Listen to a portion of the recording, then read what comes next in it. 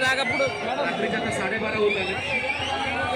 जेवढे विद्यार्थी आहेत म्हणजे सदाशिव पेठ परिसरमध्ये सर्व विद्यार्थी या ठिकाणी जमा आहेत. मी सगळ्यांना तुमच्या माध्यमातून आणखी विनंती करतो, आपले इतर कोणी मित्र असतील त्यांना सुद्धा सगळ्यांना इथे जमा होण्यासाठी सांगा. आपली एकता त्यांना दिसली पाहिजे, युनिटी दिसली पाहिजे. उद्या सकाळी 10 वाजता आपल्या आयोगाची मीटिंग त्यांनी ठेवलेली आहे.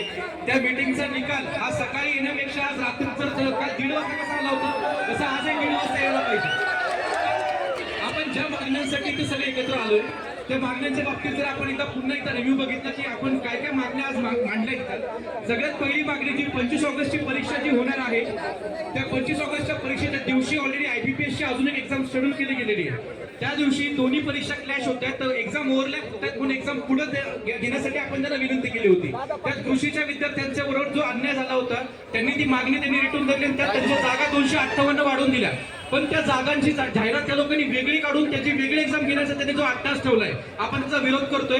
2024च्या राज्यसेवेच्या परीक्षेमध्ये कृषीच्या 258 जागा ऍड करून परीक्षा आणखी 1.5 महिना पुढे घेऊन जशी तुम्ही ऑक्टोबरला परीक्षा घेणार असं रात्री 1:30 वाजता सांगितलं होतं तशी हीच राज्यसेवा पूर्व परीक्षा 2024ची ही ऑक्टोबरमध्ये तुम्ही शेड्यूल करावी अशी आम्ही सगळेजण मागणी करतो. दुसरी गोष्ट, मगाशी आपलं जे शिष्टमंडळ गेलं होतं त्यांनी सुद्धा व्यवस्थितपणे आपली बाजू मांडली आहे. राज्यसेवेच्या जागा ही ऑब्जेक्टिव्हची शेवटची परीक्षा असल्या कारणाने ज्या विद्यार्थ्यांना परत संधी मिळणार नाही ज्यांनी ऑब्जेक्टिव्हच्या नुसार अभ्यास केलेला आहे त्या लोकांसाठी यावेळेच्या राज्यसेवेमध्ये आणखीन जास्त पदं कशी वाढून मिळून घेता येतील त्यासाठी रोहित दादा सुद्धा प्रयत्न करणार आहेत. बाकी इतरही आमदार मंडळी सगळ्यांनी तिथं निवेदन देणार आहेत. तिसरी गोष्ट म्हणजे आपल्या जे कंबाईनची जाहिरात जी प्रलंबित पडलेली आहे 20 वर्षापासून कंबाईनची जाहिरात ही आपण अजून वाट बघतो की आज येईल उद्या येईल. त्यामध्ये विद्यार्थ्यांची वय निघून गेली, काहींची लग्न मोडली आणि कंबाईनच्या जाहिरातीसाठी सुद्धा आपलं शिष्टमंडळाने तिथं बोलणं केलंय. आपले विद्यार्थी त्या ठिकाणी प्रयत्न करतात आणि आपल्या माध्यमातून मी सरकारपर्यंत या आपल्या सगळ्या मागण्या मांडू इच्छितो की कंबाईनची जाहिरात सुद्धा तुम्ही लवकर काढावी. परंतु कंबाईनची जाहिरात किती पदांची पाहिजे, राज्यसभेची किती पाहिजे, कंबाईनची किती पाहिजे.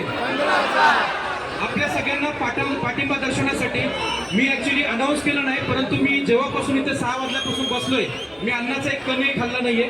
मी सुद्धा उपोषण करतो. यांच्या खांद्याला मी इथे सोबत असणार आहे. धन्यवाद. Thank you so much.